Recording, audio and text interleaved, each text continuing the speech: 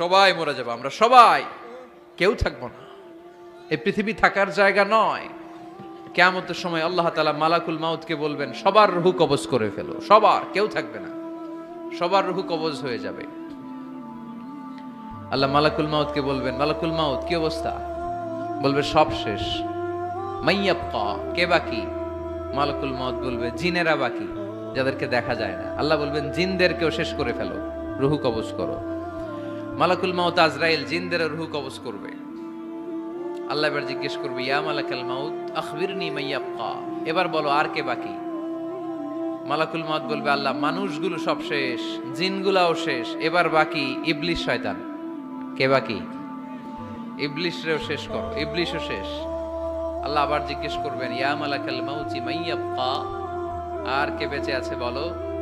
মালাকুল মাউত বলবে, আল্লাহ আপনার কথা অনুযায়ী পৃথিবীর সব মানুষের রূহ কবজ করলাম, সব জিনদের রূহ কবজ করলাম, ইবলিসের রূহ কবজ করলাম, এখন আছে শুধু ফেরেশতারা।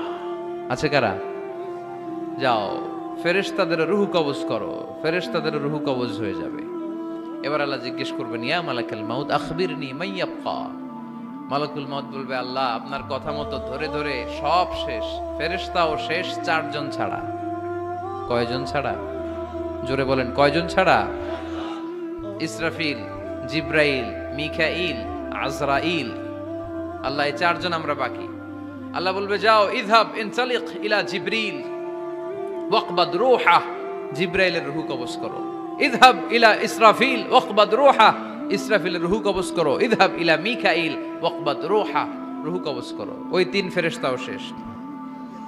এবার আল্লাহ তাআলা জিজ্ঞেস করবেন, ইয়া মালাকাল মাউত আখবিরনি মাইয়াবকা, হে মালাকুল মাউত আর কে বাকি আছে বলো। মালাকুল মাউত বলবে, আল্লাহ আপনার কথা মতো মানুষগুলো শেষ, জিনগুলো শেষ, ইবলিস শেষ, আমার বাকি 3 ভাই ইসরাফিল, মিকাইল, জিব্রাইলও শেষ, শুধু আমি, শুধু আমি। আল্লাহ বলবেন, কেউ নাই? মালাকুল মাউত বলবে, না আল্লাহ কেউ নাই। এবার আল্লাহ তাআলা বলবেন, মালাকুল মাউত তুমি তো সবাই রে মারছো, এবার তুমি মরো, এবার তুমি মরো, তুমি মরো। শোনার সাথে সাথে মালাকুল মাউতের কাঁপুনি ছুটে যাবে, খিঁচুনি এসে যাবে ভয়ে। আল্লাহ বলবেন, কাঁপুনি দিয়ে তো লাভ নাই, কারণ কুল্লু নাফসিন যায়িকাতুল। রব্বুল আলামিন বলবেন, মালাকুল মাউত কেঁদো না, এটাই দুনিয়ার বিধান, আমি আল্লাহর দেয়া বিধান, এটাই, জন্মালেই মরতে হয়। যাও জান্নাত জাহান্নামের মাঝখানে একটা জায়গা আছে, জায়গাটার নাম হলো আরাফ। এই আরাফের মধ্যেখানে যে দাঁড়াও, ওখানে যে মালাকুল মাউত কাঁপতে থাকবে।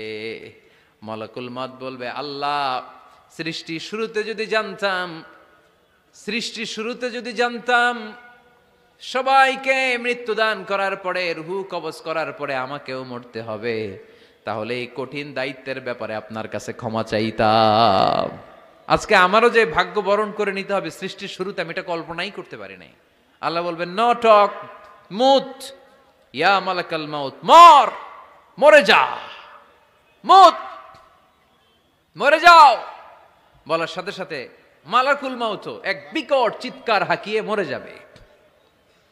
মালাকুল মাউতের চিৎকারটা সেদিন এত ভয়ঙ্কর হবে, বিষ্ণু ঈসা ইসলাম বলেন, ওই চিৎকারের আওয়াজ যদি পৃথিবীর মানুষেরা কান দিয়ে শুনতে পেত, তাহলে কিয়ামত সংগঠিত হওয়ার জন্য আলাদা করে ইসরাফিলের সিঙ্গার প্রয়োজন হতো না।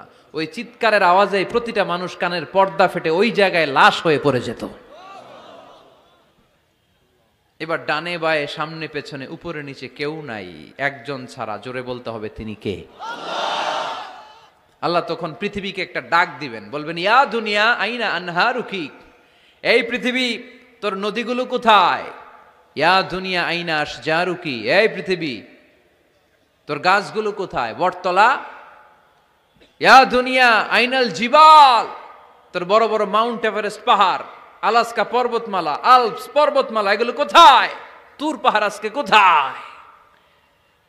ইয়া দুনিয়া আইনাল মুলুক, রাজা বাদশারা কোথায়, যারা ক্ষমতার দাপটে পা জমিনে ফেলতে চাইতো না? আইনাল জাবাবেরা, অত্যাচারী স্বৈরা শাসকগুলো আজকে কোথায়? কোথায় আজকে? কোনো আওয়াজ নাই। আল্লাহ তখন হুঙ্কার দিয়ে বলবেন, লিমানিল মুলকুল ইয়াউম, who belongs the kingdom today? আল্লাহ চিৎকার দিয়ে বলবেন আজকে ক্ষমতা কার? আওয়াজ করে বলেন সেদিন ক্ষমতা কার?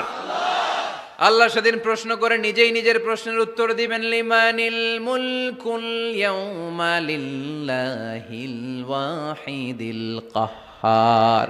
সেদিন ক্ষমতা দুনিয়ার কোনো রাজার নাই, কোনো বাদশার নাই, কোনো স্বৈর শাসকের নাই, কোনো সুলতানের নাই, কারো নাই। সেদিন ক্ষমতা চলবে একজনের, তিনি কে? তার নাম হচ্ছে রহমান। তার নাম কি? আরো জোরে বলেন কি নাম? এজন্য রহমান কারে বলে আজকে চিনতে পারছেন? তার দয়ার শেষ আছে? তার ক্ষমতার কোনো কুল কিনারা আছে? তার ধনভাণ্ডারে কোনো কমতি আছে? এজন্য লা বিশাইইন মিন নিআমিকা রাব্বানা নুকাযযিবু ফালাকাল হামদ। We don't deny any of your mercy and blessings. All praises to you. আল্লাহ, তোমার কোন নিয়ামতকে আমরা অস্বীকার করি না।